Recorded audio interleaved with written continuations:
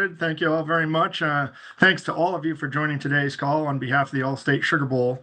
It's a privilege for us to honor the Manning family and top quarterbacks in the nation every year. Today's call is being recorded. If you'd like a copy, you can email me at johns@sugarbowl.org, and we'll get it to you as soon as possible. And you should also be able to record yourself if you prefer. Just go ahead and request permission to record, and we will approve that. 22 years ago, the Sugar Bowl worked with the Manning family to create the Manning Award. There are a lot of awards out there, but we take great pride in being one of the few that includes the entire postseason in our selection process. And as this year has shown us, it's been an impressive postseason for our honoree. We've had the opportunity to recognize a great list of outstanding college quarterbacks through the years. And this year, we're honored to add yet another superstar to our list of honorees, Indiana's Fernando Mendoza. At this time, I'd like to turn things over to Archie Manning to talk a little about Fernando and welcome him to the Manning Award family. Archie, take over. Thank you, Suds. I can't tell you what a thrill and a pleasure it is for me today to be part of this. We want to congratulate Fernando. So, Suds, is he the 22nd or 23rd? Whatever. We've been doing it 22 years. The Manning Award. And this is an outstanding winner for us. Nathan, we had a great group of quarterbacks in college football this year. And I'd like to tell you that this was close, but it wasn't. Fernando has had one of the great seasons that any collegiate quarterback has ever had. And, of course, climaxed by a great national championship win, an undefeated season. I can go on and on, Heisman Trophy, various awards. And I don't want to take the time today, but I will tell you, we had him at the Manning Passing Academy, not last year in 25, but 2 years ago when he was the quarterback at Cal. And it was just, we all just kind of, as they say, fell for Fernando right away, his personality, the way he mixed with the other quarterbacks, the way he coached up kids throughout that camp, and just the type of person he is. So without further ado, it's just a real pleasure for me on behalf of my sons, the entire Manning family, that we recognize Fernando Mendoza as our 2026 Manning Award winner. Fernando, if you could make a little brief opening statement and say what this means to you to earn the Manning Award. Sounds good. How's everyone doing? This is Fernando Mendoza. I first want to give all the glory and all the thanks to God. And like Mr. Manning said, I was able to meet and interact with the Manning family 2 years back in Thibodaux. It was, it was hot, it was swampy, but that was one of the greatest experiences of my life because I got to interact with Mr. Manning, Peyton, Eli, Cooper, and the entire Manning family. And being a young quarterback and always aspiring with another brother as a quarterback, younger brother, Alberto Mendoza, aspiring to be like the Manning brothers, to actually interact with the entire Manning family, see their true colors, and see all the true values and traditions that the Manning family upholds and represents in the football sphere is everything that I strive and want to be one day. Still a long way to go, but one day. Not only just as a player, but as characters all around. And so receiving this award, I say it's the only award that acknowledges postseason feats and postseason contests. It's such an honor. And like I said before, can't give enough glory and thanks to God. And just the idolization of a football family, the Manning family, not only on the field but off the field, is something I'm so proud to represent, and can't give enough thanks to the Manning family and everybody else involved, like the Sugar Bowl.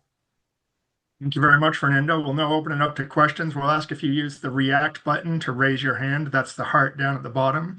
We'll start with Bill Bender from the Sporting News. And we do ask if you could please identify yourself by name and media outlet before you ask the question. Bill, you can go ahead. Yeah, thank you. And thank you for doing this, John. Bill Bender with Sporting News. Fernando, you kind of just talked about it a little bit, but as you get ready for this NFL draft process, what are some of the things that you have taken from observing and being around the Manning family? Obviously, a long track record of success between them. Yeah, so 2 years back in Thibodaux, I got a lot of great advice developing myself as a college quarterback, on what type of things to look on off the field and off season, what Peyton's structure was off the field, how he looked at all the interceptions he threw and how the almost interception he threw, as well as touchdowns and almost touchdowns. And that is something that I took directly from that offseason. As beginning my career, right now I'm known as a very efficient passer, but early in my career, especially at Cal, I had a huge turnover problem. Not only, interceptions, but also fumbles. And I think that was a great way and kind of the turning point in that, solution, and something that I always look to improve on, as turnover ratio is a huge part of the game. And then also, after being a part of the Manning Passing Academy, having a direct line of contact to Mr. Manning, to Peyton, to Eli, to Cooper, and, asking them questions, getting the insight, and really taking advantage of that resource has been a huge compliment to my game and a huge part of my game this season. And I look forward to growing that relationship. Not only whenever I'm, texting or calling, but yesterday I watched an hour-long podcast that Eli did about, how he transitioned into the league and some of the troubles and mistakes that he did, that he had, that led him to be a Super Bowl winning quarterback and having such a successful career. So I really look forward to, building on the relations that we have, because it's helped me so much to this point. Thank you.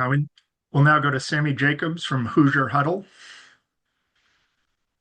Fernando, excuse me, Sammy Jacobs from Hoosier Huddle. Your playoff run of passing and the efficiency, did winning the Heisman take some of the pressure off or the distractions away so that you could focus and have that elite performance? My goal whenever talking to media is always try to be authentic and always, convey a message that's going to help best my team. And now that we're out of the season, and now that we accomplished the goal of winning the national championship, I can bluntly tell you the Heisman is everywhere on social media. And myself having deleted social media definitely took the edge off. But hearing all the noise and, sometimes looking at the games, obviously we always want to win. But sometimes looking at the games, maybe at the end part of the season, kind of like comparing the stats, I would say there was a little bit of pressure there. And after winning the Heisman, I mean, the winning the games is always my number one priority. Winning the Heisman, I think, was a great confidence boost to my teammates and to me, saying, okay, we are nationally recognized after we just won the Big Ten championship. We can go and we can do this. And I think it was just a great bonding moment that brought us closer together. But to be blunt with you, it did take a little bit of the edge off. Now go to Zach Osterman from the Indianapolis Star. Zach Osterman, the Indianapolis Star. Fernando, I guess you talked there about, you have always talked about being really process driven and trying to be very intentional about sort of like what you bring into your process, whether it's game prep, whether it's off-season development. You talked about, like the podcast you watch with Eli Manning and sort of his adjustment to the NFL. What do you try to bring into your process now that kind of what the next kind of big hurdle is going to be going through the combine, the draft process? Like what do you sort of bring into that process from your perspective that maybe you feel like helps you grow in the next part of your career? Yeah, one thing that, I mean, as you mentioned, that Eli said on that podcast is surrounding yourself with the right team. On the football side, on the representation side, on the financial side, on all cylinders, to make sure that your machine, and to be honest, a process is really a system, to make sure your system flows effectively and efficiently, where you can focus on football and becoming the best quarterback you can become for your team and for your teammates. And so at this stage, I am, finalizing all the components of my team, along with about, to start training for the draft, as the process got delayed a little bit because, the goal when we were able to win a national championship, timeline gets pushed back a little bit, but and really kind of gain a lot of insight and advice from those that have done it before and excelled at it before, such as Eli, such as Peyton, and such as all the Mannings. So that I'm really just looking forward. This is my information gathering stage, and where I can get all this advice from all these great peer and peer mentors in order to be most effective and efficient in my process so I could best serve my teammates.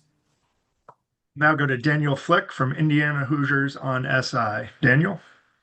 Yeah, Fernando, just kind of curious, as a guy who wasn't highly recruited, what's the last week and a half looked like? I mean, you're on with was it Fallon, right? Like, I Yeah. mean, you've been everywhere. You had the huge welcoming at a sporting goods store here in Bloomington. Like, I mean, does any of this feel real to you? Just, as a guy who again was not highly recruited, often, not looked at by a lot of schools. Just how surreal has this last week and a half kind of looked like from when y'all landed here back in Bloomington?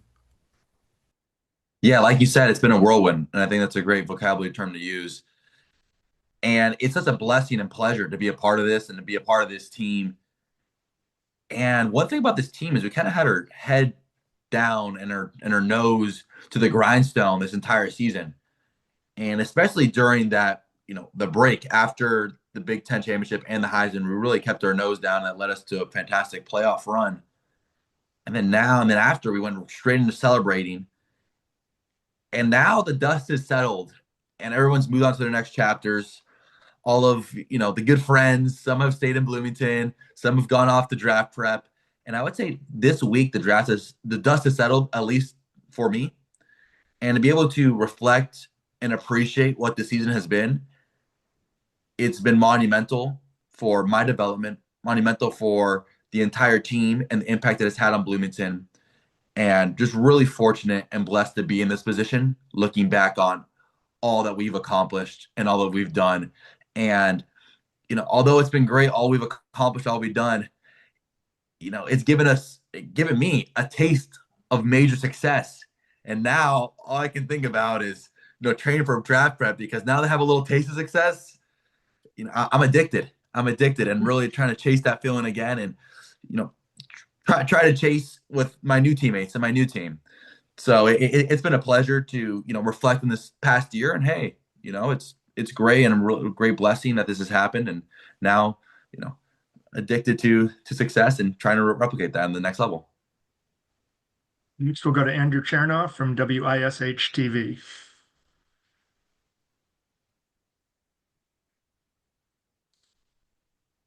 Andrew, you need to Hey, unmute. Fernando. Okay. Yep. Hey, Fernando. Andrew here in Indianapolis. What's the best piece of advice that you received from Peyton in general? I know obviously he's a legend here in this state. From Peyton specifically, or the Manning family? Peyton. From Peyton in particular. Yeah. One thing in the Manning Passing Academy that I got sorry. That some advice that I got from Peyton, the Manning Passing Academy, was it wasn't, all fluff, good advice. It was the first day we were there, we were doing play action drills, and I was under center. And being at that point, I was in a part of air raid offense. I'd never really been under center except in middle school when I played in wing T. I was under center, and we're throwing a hole shot, which is generally a pretty tough throw. I took my drop, did my fake, I threw it, strike. All the quarterbacks like, let's go, Fernando. Hey, good throw. And I'm just like feeling good. I'm like, I just threw a great ball in front of, Peyton Manning. And he's like, he rips into me. He's like, that's the wrong footwork. And I think that the advice, especially with play action and how that translates to the NFL and how that translated to the Indiana offense, really struck with me, because it says, okay, yeah, you made a good throw, but the throw won't be there if the defenders don't come up and get attracted to the run. So that's a really great story that I always can come back to about the details. And you see how it's really easy to be caught up in, oh, I can make a good throw. Because at this point in the NFL, everyone can make the throws. It's all about the fine details. And at that point, I'm like, oh, that's what makes the Mannings great. It's the fine details. And it was, and like after, gave me advice on how to do the right footwork, and we talked through it and, coached me phenomenally. But it really just kind of goes back to about how, small the margin is, and how efficient and how calculated you need to be to really be successful. We'll now go to Jeff Rabjohns from Peegs.com. Hey, Fernando, appreciate your time, man. I got two questions. The first one's a little sort of on the human level. When you have moments like, I believe the lady's name was Janet Harriet, who broke down in tears meeting you, when I don't know if you see some of this stuff, but there's things on message boards. Grown men have posted, I've been going to IU football games for 50, 60 years with going back to my grandparents taking me, and I am so appreciative of what this football team has done. When you see those things, what sort of understanding do you have for exactly what this team means to Hoosier Nation? I have a strong belief that sports is a bigger catalyst than just entertainment. And for my teammates, for my coaches, and me to be a catalyst of joy and an overwhelming sense of emotion for longtime Hoosiers who have been deprived of football success, of the nice lady that I met at Dick's Sporting Goods. I think that is the greatest satisfaction out of all this, when you can impact somebody else's life in a positive way. And that is my mission. I believe, as a Catholic man, I believe that that God and Jesus Christ made me a football player in order to spread his word, but not only that, but also to give joy to other people and to give meaning to other people, whether it's my teammates, my coaches, me, whether my mom and her story, whatever it shall be. I think it's always about trying to make an impact. And whenever stories like that occur, or I'm able to interact in a way where I'm able to see or able to hear about somebody else getting overwhelmed with joy, or just bringing small acts of pleasure or joy to somebody, it is extremely fulfilling, and I believe that is my mission. Thanks, man. And then the football question was, okay, what's next? What are you going to do at the combine, and what do you plan to do at the IU Pro Day? Yeah, I think that the combine and IU Pro, the just want to first say that the senior bowls, the East West Shrine and the senior bowl, I really appreciate them inviting me to participate. And it was a decision that discussed with advisors, saying, hey, we already played a lot of football, and it's just such a quick turnaround, especially with the body through 16 games. But I look forward to attending the combine and look forward to participating in the IU Pro Day. And I don't want to give exact specifics or commitments for either, but I really look forward to the combine, because I've always watched it on TV growing up, being a big NFL Network junkie, just sitting on the couch and watching those highlights and watching the reruns of the combine. And also I think it's gonna be the national championship was, but kind of like last hurrah with the IU teammates at the IU Pro Day. And it's gonna be great to see them again after what's gonna feel like an eternity, but it's only a 2-month period, because I believe the Pro Day is late March, early April. Thanks, man. We have a submitted question for Archie. Archie, from watching Fernando Mendoza play this year and through the postseason, how do you think his game translates to the NFL? No, it's always a big step. I don't care at what level you play in college, and I don't care how much success you have in college.